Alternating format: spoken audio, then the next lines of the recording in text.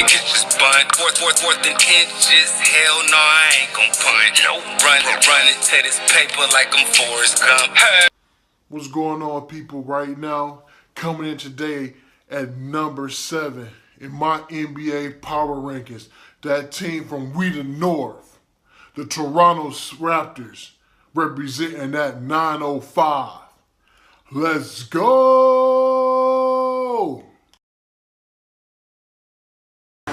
Corey sends it over to Serge. Here's Norman. Kyle now driving. Oh, throws it down over the Polish hammer. So these two teams think defense is a town in Bolivia. What? It also could just be that you got some hot shooters out here, like Kyle Lowry breaks the record, 802.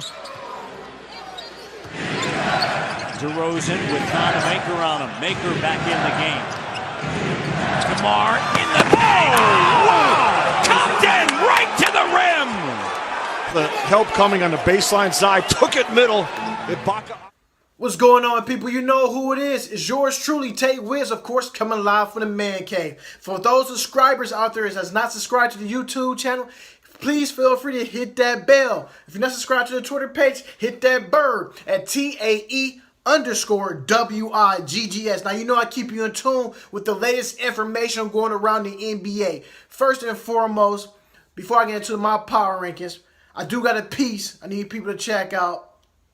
I'm in Toronto talking to fans and people about how what's name them bump heads accordingly between the head coach and Kyle Lowry.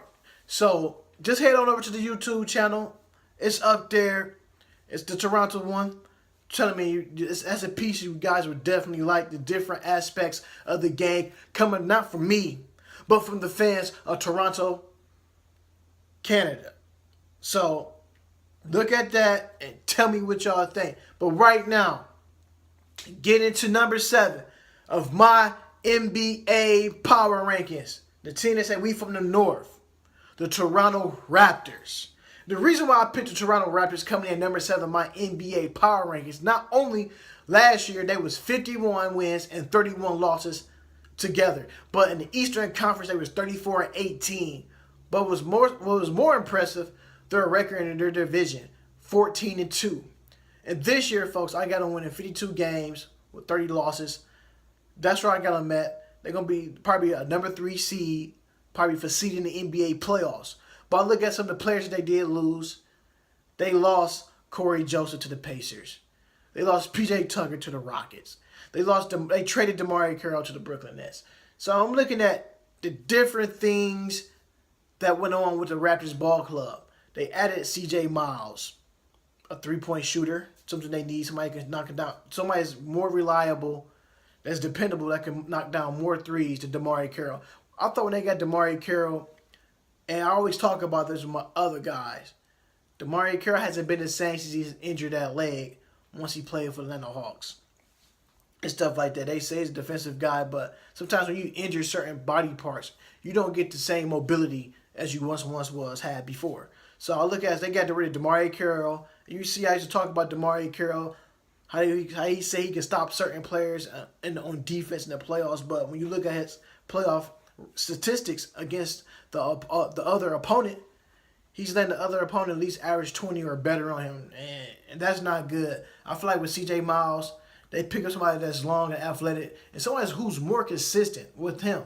So C.J. Miles is a consistent three-point shooter. He's going to be consistent day in and day out. I'm looking at the other guys that this team added from the rookies: Malcolm Miller, Alfonso McKinney, OG Anunoby, and I'm looking at the other guy, Kennedy Meeks. And one thing about Kennedy Meeks, living here in the Tar Heel State and watching Kennedy Meeks on them Saturday afternoons or Sunday afternoons, I'm looking at when he came in his freshman year in college, how big he was, and he slimmered down by his senior season. I thought he played better his junior and senior season anyway, and stuff like that. I thought it was just a different type of guy that I seen in the championship game, the championship admirations. I thought he'd definitely be a great fit for this Raptors ball club, like a Lorenzo Brown. You look at all these guys that they got. Norman Powell, who had a breakout season. To me, I thought he played tremendous. Got more playing time off the bench. We might see more Fred VanVleet. So you're looking at different things that you're going to see to help Kyle Lowry and then DeMar DeRozan out. Another guy who I'm looking to have an outbreak year, I need to see more DeLon Wright. If you can see him play more and be more effective out there on the floor and be consistent, sky's the limit for this young guy. You see DeMar DeRozan over me right now, over my left shoulder, but it's going to be to your right.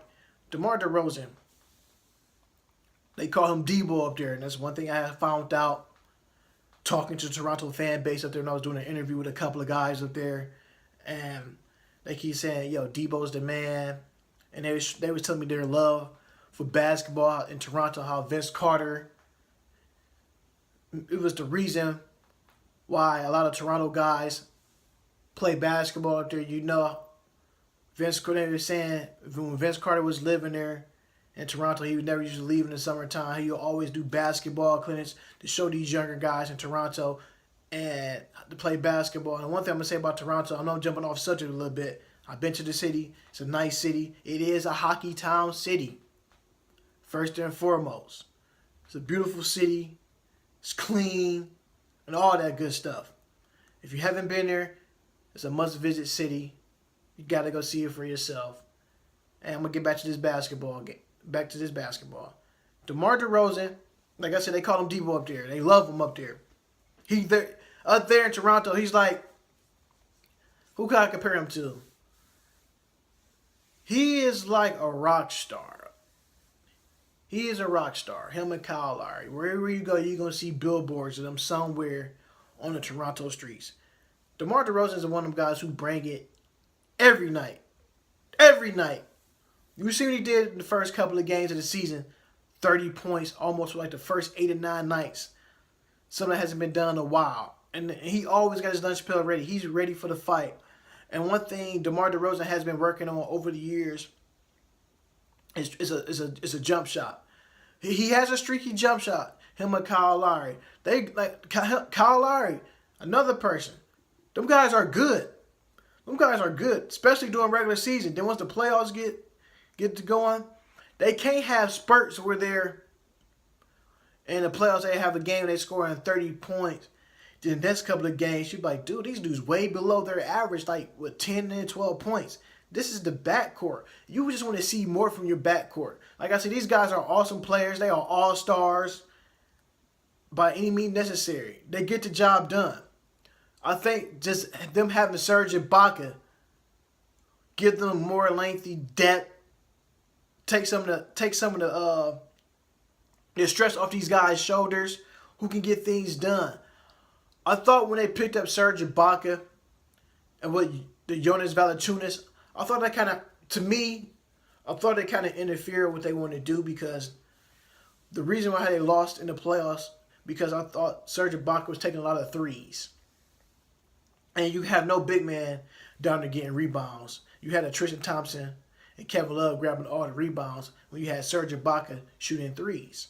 And I thought when Serge Ibaka, when he was in the OKC, he would take like 3 or 4 threes a game. But now he coming to Toronto, he's taking like 6 or 7.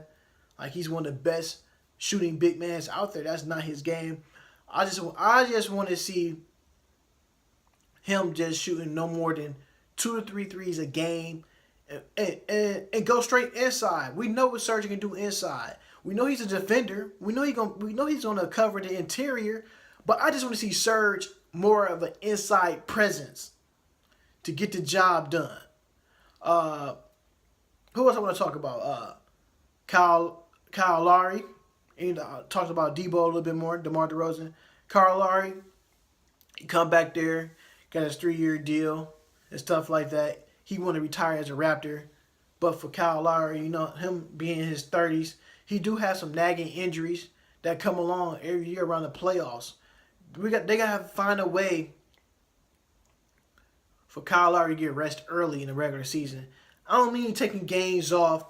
I'm talking about when they get like a good amount of a lead, throw you a Fred VanVleet in so he can pick up some pieces so he can learn more. So we know we're going to see more Fred VanVleet because Corey Joseph is not there.